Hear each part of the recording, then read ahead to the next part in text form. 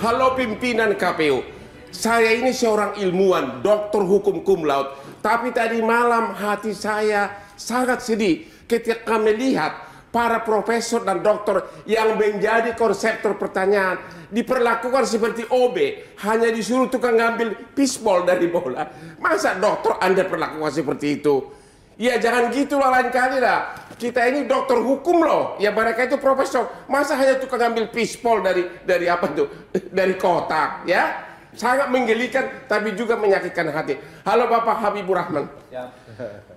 Gerindra, ya tim pemenangannya Prabowo.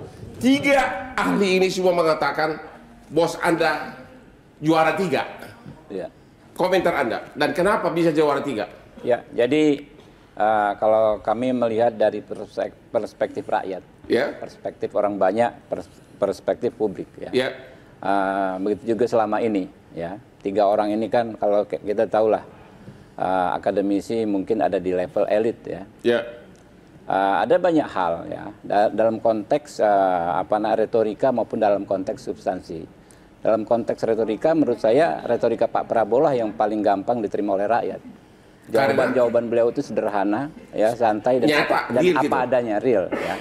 Kemudian dalam konteks substansi dari ketiga tokoh tersebut, Pak Anies bagus, Pak Ganjar bagus, tetapi yang paling siap memimpin itu jelas Pak Prabowo. Kenapa? Satu-satunya yang mengedepankan pentingnya persatuan, kesatuan, kerukunan itu Pak Prabowo. Ya.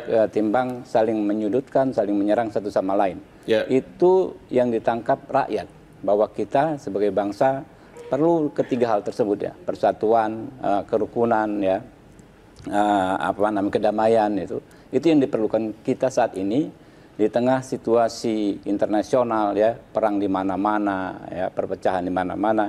Kita sebagai bangsa bisa melewati pandemi, bisa melewati saat-saat sulit dengan berbekal rekonsiliasi. Jadi Anda melihat itu dalam konteks melihat action, dalam konteks bukan omongan gitu.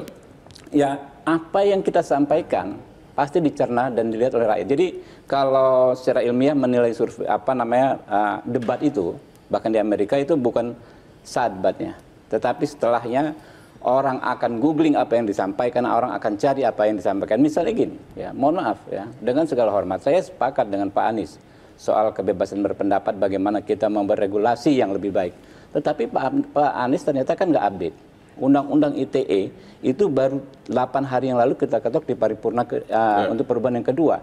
Itu sangat maksimal perbaikannya. Pasal 27 Pak Hotman itu kedua kali yang kita rubah menjadi sekarang ancaman hukumannya di bawah 2 tahun.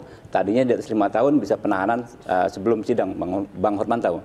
Pasal 28 menjadi 28A sekarang ITE yang tadinya ada klausul karet, Bang Hotman, ya. SARA, suku, agama, ras, antar golongan. Ya. Antar golongan inilah unsur karet di pasal tersebut yang memenjarakan Ahmad Dhani, Asma Dewi, banyak aktivis, banyak ulama, ya kan, karena dituduh mencemarkan golongan, padahal golongannya bisa siapa saja. Itu diperbaiki di minggu depan. Undang-undang 146 juga udah nggak ada. Di 263 KUHP baru. Kita fokus dulu kepada debat. Iya. Jadi ya, itu debat. Yang disampaikan Pak Anies datanya nggak pas gitu loh. Dalam debat itu kan tujuan utama kan mencari kelemahan lawan, menjatuhkan lawan. Itu sudah hukum alam begitu. Kenapa timnya Prabowo tidak mengingatkan Prabowo agar ke Anies ditanya mengenai Formula E? Ya, itulah. Agar ke Ganjar ditanya mengenai IKTP skandalnya. Ya. Itu kan sangat kasus yang sangat menarik perhatian masyarakat. Kenapa itu nggak ditanyakan? Kenapa yang ditanya tentang polusi gitu? Enggak. Itulah kebesaran hati Pak Prabowo, ya. Tapi ini kan debat kan saling menjatuhkan. Enggak begitu di mata Pak Prabowo. Oh, begitu. Mata Pak Prabowo itulah di mata Pak Prabowo bagaimana debat ini kita bisa menghasilkan narasi-narasi yang edukatif kepada rakyat. Yeah. Kan rakyat pengen melihat pemimpinnya itu walaupun berdebat, suasana namanya nomenklaturnya debat, tapi sebetulnya dalam konteks mengklarifikasi untuk mencari solusi, sama-sama mencari solusi. Itu sebetulnya makanya kami kemarin format debat ini kan nggak masuk akal juga, cuma 1,5 jam. Padahal kita bicara soal hal-hal yang sangat-sangat strategis. Yang ingin dilihat rakyat ini pemimpin yang sama-sama duduk bareng, ya, saling mengklarifikasi betul, saling mengkonfirmasi betul. Tapi adalah solusinya seperti apa. Itu yang disampaikan Pak Prabowo. Kalau Pak Prabowo dari awal jelas, Pak. Oke. Begitu awal debat, dia ngomong ini soal hukum begini dan lain sebagainya. Terakhir dia menyampaikan ini semua bisa dicapai dengan persatuan. Jadi Pak Prabowo mementingkan persatuan daripada menjatuhkan lawan ya. Menurut kami, ya seperti yang selama inilah ya dinilai oleh rakyat. Misalnya soal putusan MK nomor 90. Berbagai macam persepsi dari elit dan lain sebagainya. Ternyata rakyat nggak selesai sampai di situ. Rakyat yang didominasi oleh kaum muda ini mencari. Ternyata di putusan MK itu tingkat mereka bisa melihat tidak terbukti intervensi dan lain sebagainya. Lalu ada keputusan 141 ya kan, yang diputus oleh 8 hakim MK tanpa Paman Usman ya kan. Oke. Kita menilai akhirnya apa? Norma itu di mana? Oke. Etika di mana? Kita beralih dulu ke Pak Taufik terbukti Basari. dengan surveinya Pak. Taufik Basari. Sejauh mana peranan tim kalian sehingga menurut mereka Anies itu jadi juara? Apakah memang Aniesnya sendiri atau memang timnya yang hebat? Aniesnya sendiri yang hebat. Oh begitu? Ya, kenapa? Karena memang Mas Anies ini punya kemampuan yang luar biasa ya. Karena dia akademisi melawan. Tidak hanya karena akademisi, tapi memang punya kemampuan ya.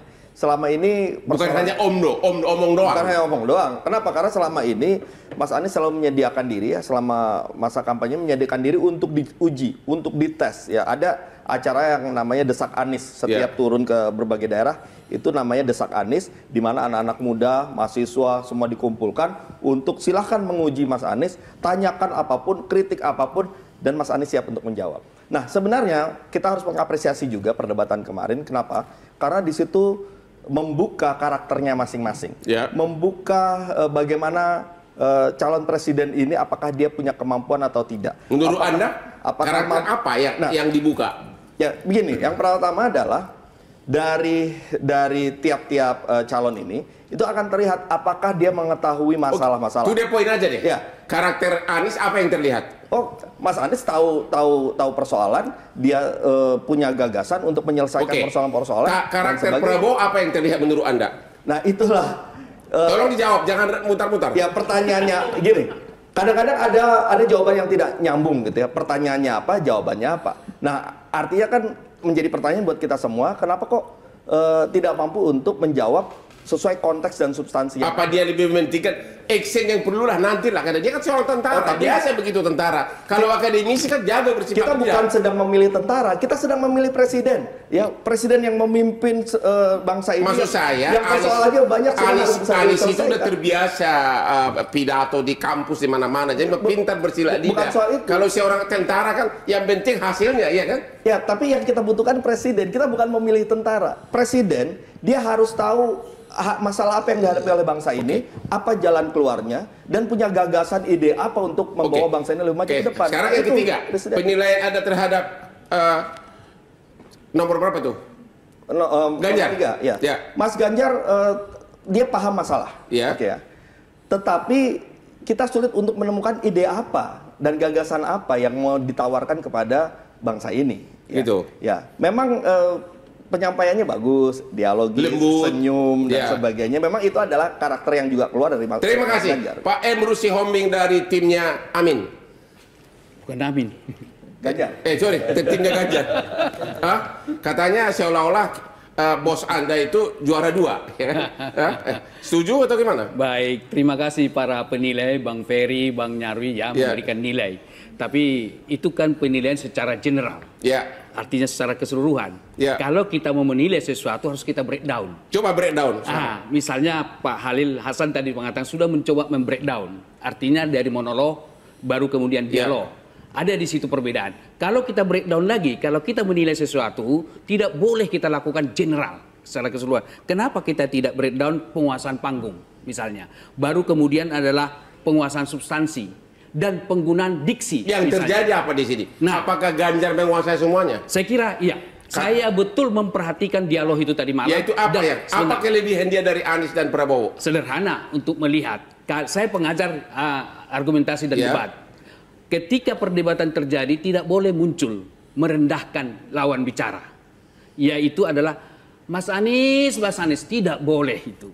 Ya, namanya debat kan tidak bisa saling menjatuhkan. Tidak, dalam suatu dialog, argumentasi. Itu bukan dialog, Pak, itu debat. Iya, debat.